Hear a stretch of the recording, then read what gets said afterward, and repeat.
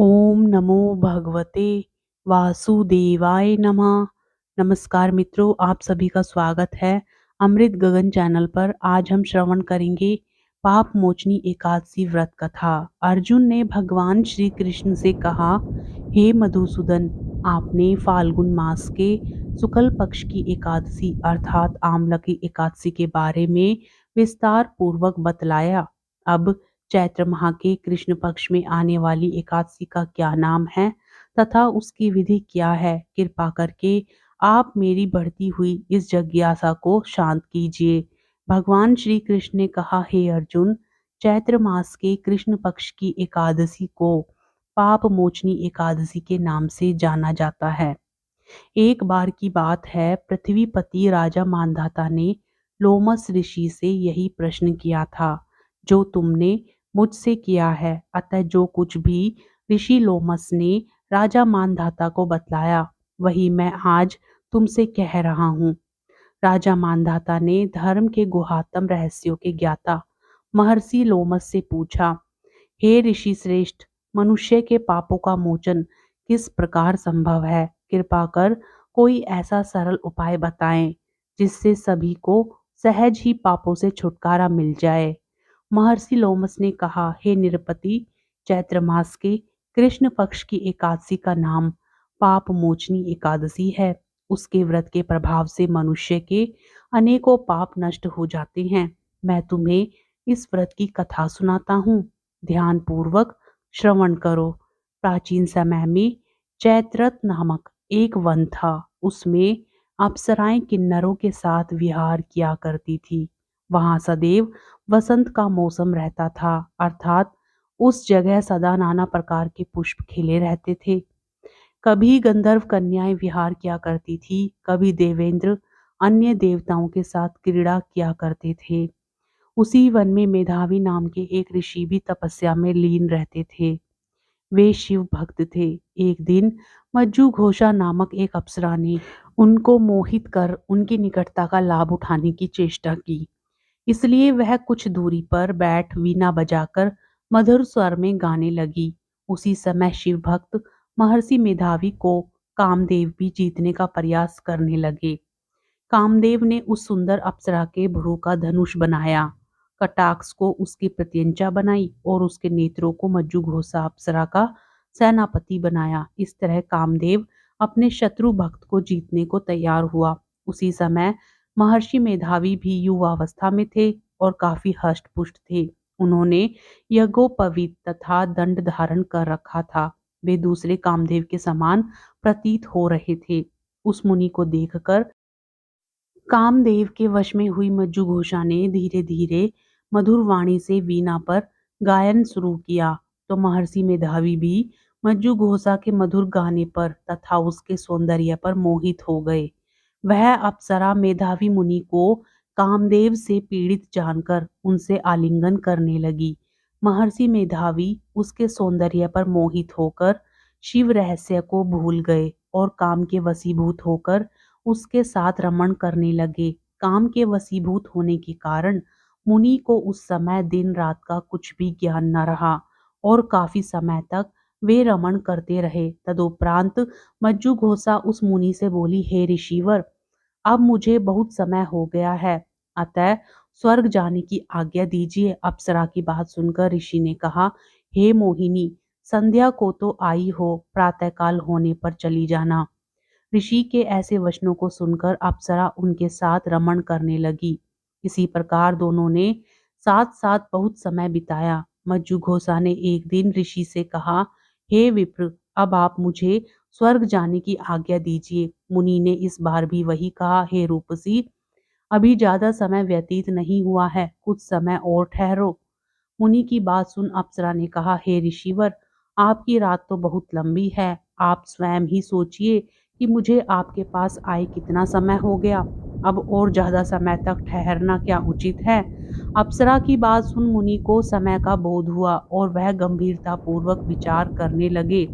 जब उन्हें समय का ज्ञान हुआ कि उन्हें रमण करते 57 वर्ष व्यतीत हो चुके हैं, तो उस अप्सरा को वह काल का रूप समझने लगे। इतना ज्यादा समय भोग विलास में व्यर्थ चला जाने पर उन्हें बड़ा क्रोध आया। अब वह भयंकर क्रोध में जलते हुए उस तप नाश करने वाली अप्सरा की तरफ भ्रकुटी तान कर देखने लगे। क्रोध से उनके अधर कांपने लगे और इंद्रियां बेकाबू होने लगी। क्रोध से थर्राते स्वर में मुनि ने उस अप्सरा से कहा, मेरे तप को नष्ट करने वाली दुष्टा, तू महापापिन और बहुत ही दुराचारिणी है। तुझ पर धिक्कार है। अब तू मेरे श्राप से पिशाचनी बन जा। मुनि के क्रोधयुक्त श्राप से वह अप्सरा पिशाचनी बन गई। यह देख वह व्यथित होकर बोली, हे ऋषिवर, अब मुझ पर क्रोध त्याग कर प्रसन्न होइए और कृपा करके बताइए कि इस श्राप का निवारण किस प्रकार होगा। विद्वानों ने कहा है, साधु की संगत अच्छा फल देने वाली होती है और आपके साथ तो मेरे कई वर्ष व्यतीत हुए हैं, अतः आप मुझ पर प्रसन्न हो जाइए, अन्यथा लोग कहेंगे कि एक पुण्य आत्मा के साथ रहने पर मंजू घोषा को पिशाचनी बनना पड़ा। मंजू घोषा की बात सुनकर मुनि को अपने क्रोध पर अत्यंत ग्लानि हुई, साथ ही अपनी अपकीर्ति का भय भी हुआ। अतः पिशाचनी बनी मंजू घोषा से मुनि ने कहा, तूने मेरा बड़ा बुरा किया है, किंतु फिर भी मैं तुझे इस श्राप से मुक्ति का उपाय बतलाता हूँ। चैत्र मास के कृष्ण पक्ष की जो एकादशी है, उसका नाम पाप मोचनी है। उस एकादशी का उपवास करने से तेरी पिशाचनी की दह से मुक्ति हो जाएगी। ऐसा कहकर मुनि ने उसको व्रत का सब विधान समझा दिया। फिर अपने पापों का प्रायश्चित करने के लिए वे अपने पिता च्यवन ऋषि के पास गए। च्यवन ऋषि ने अपने पुत्र मेधावी को देखकर कहा, हे पुत्र, ऐसा क्या किया है तूने कि तेरे सभी तप नष्ट हो गए हैं, जिससे तुम्हारा समस्त तेज मलिन हो गया है। मेधावी मुनि ने लज्जा से अपना सिर झुकाकर कहा, पिताश्री, मैंने एक अप्सरा से रमण करके बहुत बड़ा पाप किया है। इसी पाप के कारण संभवतः मेरा सारा तेज और मेरे तप नष्ट हो गए हैं। कृपा करके आप इस पाप से छूटने का उपाय बतलाइए। ऋषि ने कहा, हे पुत्र, तुम चैत्र माह के कृष्ण पक्ष की पाप मोचनी एकादशी का विधि तथा भक्ति पूर्वक उपवास करो। इससे तुम्हारे सभी पाप नष्ट हो जाएंगे। अपने पिता च्यवन ऋषि के वचनों को सुनकर मेधावी मुनि ने पाप मोचनी एकादशी का विधि पूर्वक व्रत किया। उसके प्रभाव से उनके सभी पाप नष्ट हो गए। मज्जू घोषा अप्सरा भी पाप मोचनी एकादशी का उपवास करने से पिशाचनी की दह से छूट गई और पुनः अपना सुंदर रूप धारण कर स्वर्ग लोक को चली गई। लोमस मुनि ने कहा, हे राजन, इस पाप मोचनी एकादशी के प्रभाव से समस्त पाप नष्ट हो जाते हैं। इस एकादशी की कथा के श्रवण व पठन से 1000 गोदान करने का फल प्राप्त होता है। इस उपवास के करने से ब्रह्म हत्या करने वाले, स्वर्ण चुराने वाले, मद्यपान करने वाले, अगम्या गमन करने वाले आदि भयंकर पाप भी नष्ट हो जाते हैं और अंत में स्वर्ग लोक की प्राप्ति होती है। ओम जय एकादशी माता मैया, जय एकादशी माता। विष्णु पूजा व्रत को धारण कर शक्ति मुक्ति पाता।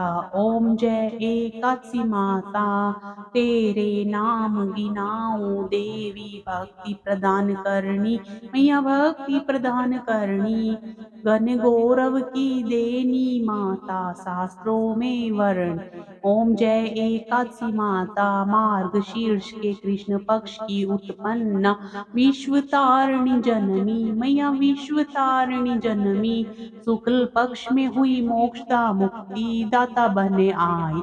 ओम जय एकादशी माता, पोष के कृष्ण पक्ष की सफला नामक है।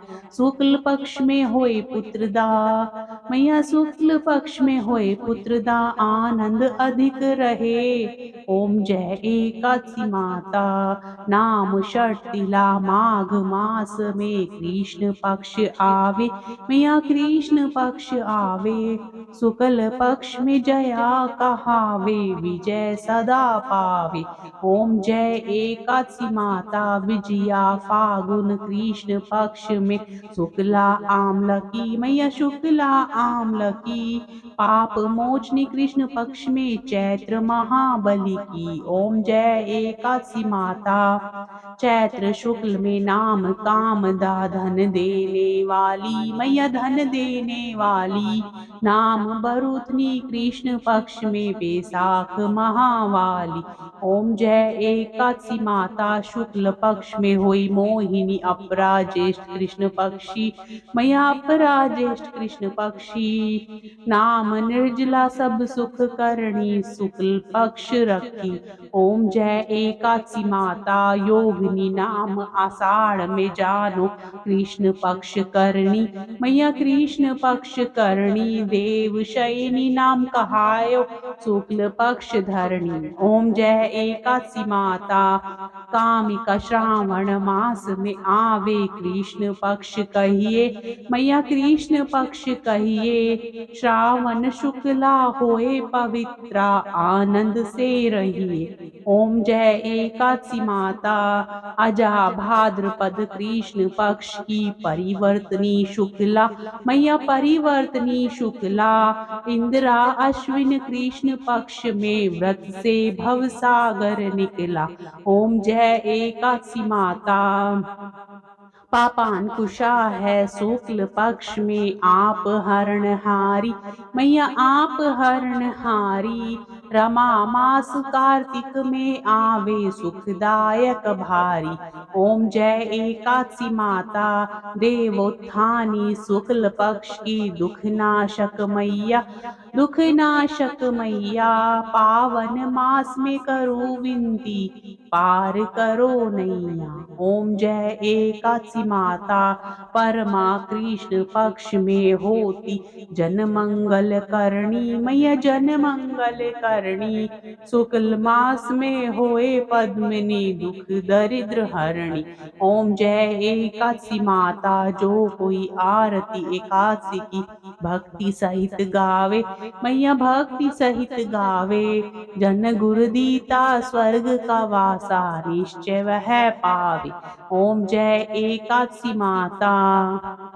हम आशा करते हैं कि आपको पापमोचनी एकादशी व्रत कथा और आरती पसंद आई होगी। यदि आपको आरती और व्रत कथा पसंद आए तो प्लीज़ वीडियो को लाइक करें, शेयर करें और चैनल को सब्सक्राइब करने के साथ ही कमेंट में जय एकादशी माता लिखना ना भूलें।